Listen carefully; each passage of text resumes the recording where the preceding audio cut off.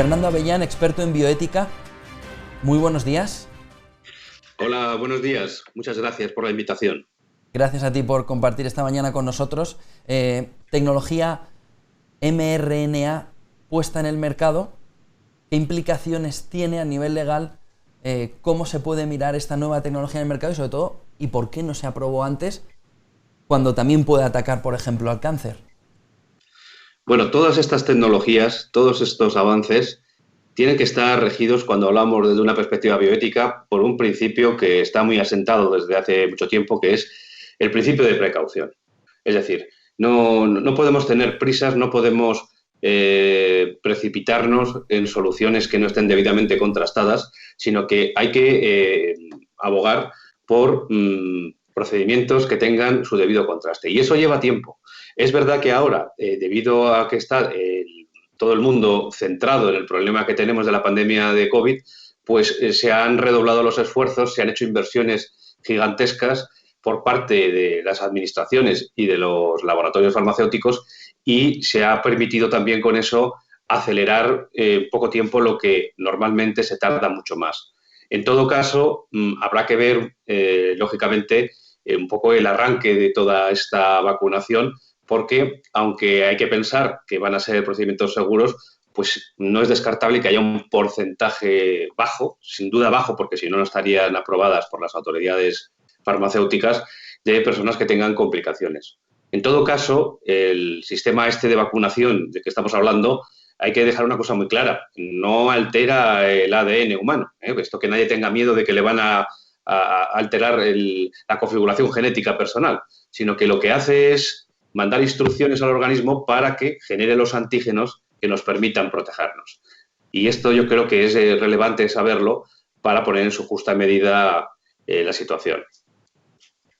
Que bueno, estas vacunas podrían tener complicaciones en un porcentaje muy reducido de aquellos que se sometan a ellas, pero aún así existe esa preocupación. Dada la situación en la que estamos, ¿debería ser obligatorio vacunarse? Porque es verdad que cuando se ha hecho se ha preguntado a la población, creo que un 40% no estaban dispuestos a ponerse esa vacuna. Entonces, ¿la obligatoriedad debería existir para evitar esta situación de pandemia?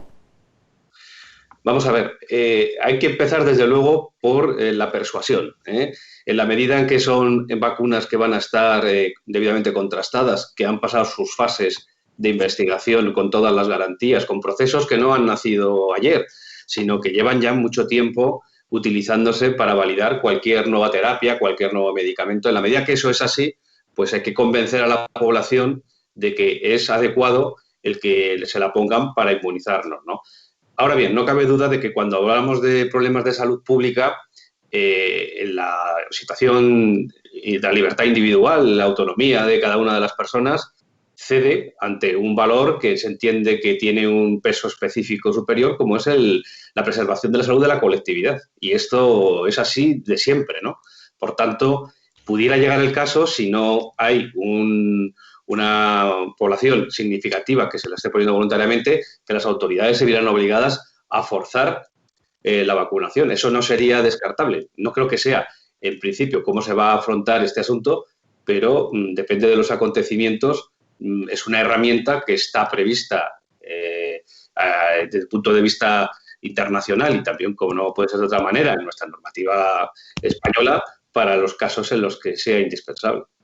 En cualquier caso, esta vacuna no llegaría a toda la población ya, así que todavía habría un margen.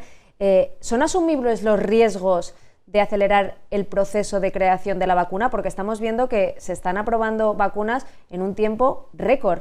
Esos procesos me imagino que se están acelerando por razones obvias, pero conllevarán unos riesgos. Entonces, ¿son asumibles para nuestros sistemas sanitarios, para la población, para la situación que estamos viviendo?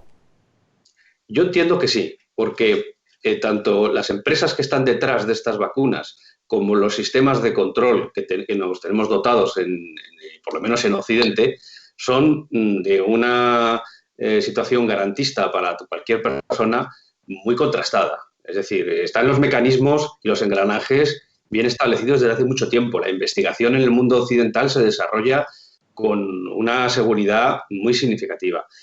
No es lo mismo las vacunas que se están desarrollando y que estamos conociendo ahora, de Pfizer, de la Moderna, etcétera, que otras que puedan estar haciéndose en otros lugares del mundo donde no hay esa transparencia, donde no se somete al contraste con otros científicos, al juicio crítico de la comunidad científica en general, sus resultados, ¿no?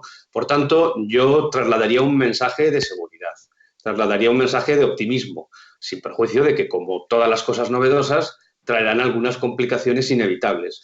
Pero el juicio yo creo que va a ser, como digo, favorable.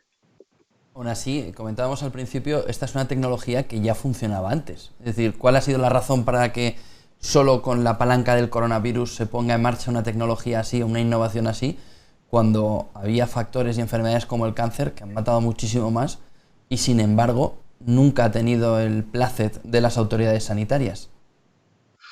Bueno, hay que pensar que no todas las patologías, no todas las enfermedades tienen un tratamiento similar. Es decir, no vale generalizar un procedimiento a cualquier espectro del ámbito clínico, sino que hay que centrarse en la situación concreta. En el campo del cáncer, la investigación es muy potente desde hace mucho tiempo y tiene unas complejidades específicas que quizá no se den en el caso de la inmunología.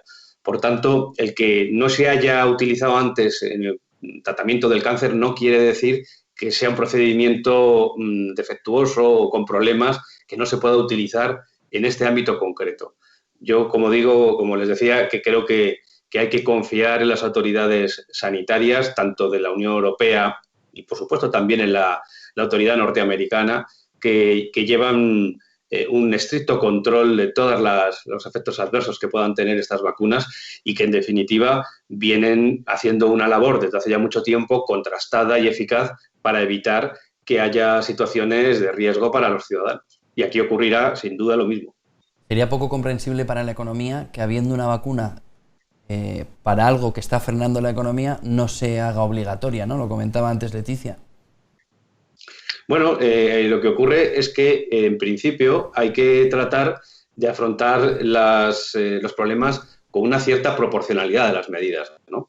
Lo que se pueda conseguir, como decía antes, por la vía de la persuasión, del convencimiento, de la información, de la complicidad de los ciudadanos, pues no hay por qué imponerlo. Esto lo estamos viendo, por ejemplo, en el caso de la libertad de movimientos. Hay situaciones en las que la población, de motu propio, pues está confinándose, está asumiendo su responsabilidad y no hace falta ir más allá e implementar más medidas limitadoras de su libertad. En otros casos hemos visto que no ha sido así, pero se va concienciando cada vez más todo el mundo de esta situación y lo mismo tiene que ocurrir respecto de las vacunas. Tenemos que ir por esa vía. Y claro, evidentemente hay una pugna que estamos viendo desde el principio en este asunto, que es esa lucha entre los intereses de la salud y los intereses de la economía. Sin duda hay que conciliar ambos aspectos, pero en modo alguno pensar en soluciones que laminen completamente la autonomía del individuo si no es necesario. Eso tiene que ser la última ratio, la última posibilidad. Si verdaderamente hubiera un sector de la población muy amplio que no está conforme con ponerse la vacuna y esta fuera imprescindible en un momento dado, pues habría que tomar medidas para provocar, para forzar que eso se lleve a cabo. Fernando, ya que hablamos de ética, esa vacuna está claro que va a llegar antes a según qué países, ¿no? A países occidentales, países desarrollados. De hecho, la Unión Europea es salir un estudio favorable de una vacuna y cerrar un contrato para adquirir esas vacunas y poder vacunar a la población. ¿Qué ocurre aquí con el resto de países que a lo mejor no tienen los medios o no pueden permitirse recibir esas vacunas tan pronto como los demás, o incluso no sé si podrán llegar a recibirlas para vacunar a toda su población?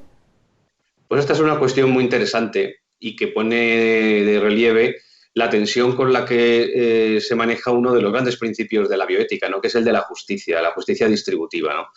Aquí podemos contemplarla a nivel macro y a nivel micro. A nivel macro, a nivel mundial, no cabe duda de que es difícil prever que aquí vaya a haber una situación verdaderamente justa, ¿no? Porque los países más ricos están acaparando las primeras remesas de las vacunas. Ya hemos oído el caso de Estados Unidos, los acuerdos que tiene con las farmacéuticas. La Unión Europea, lógicamente, está también llegando a contratos de exclusividad y de prioridad para que se lo faciliten de cara a los ciudadanos de la Unión, pero hay otros países que no tienen ese músculo y por lo tanto van a estar postergados a que se abastezca primero a los lugares, a estas zonas más pujantes del planeta, ¿no?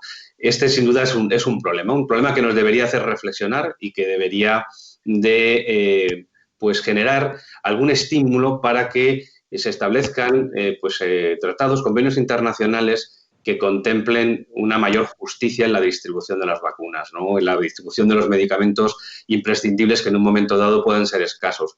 Y luego a nivel micro, a nivel ya, por ejemplo, de nuestro propio país, pues también hay un debate interesante en relación a cómo se va a distribuir las vacunas, ¿no? ¿Por dónde vamos a empezar? Hay sin duda algunos criterios sanitarios que pueden estar muy objetivables para todo, como son los mayores, las personas que estén trabajando en el ámbito sanitario, etcétera, pero a partir de ahí, ¿cómo va a ser esa distribución? ¿Se va a permitir que haya un canal privado paralelo al público? ¿Van a poder acceder antes según qué personas por su capacidad adquisitiva? Todo esto deberíamos de reflexionarlo un poco para que sea una situación lo más ética posible, lo más razonable y justa posible. Fernando Avellán, experto en bioética, muchísimas gracias por compartir esta mañana con nosotros aquí en Negocios Televisión. Un placer. Buen día. Ha sido también para mí un placer. Muchas gracias.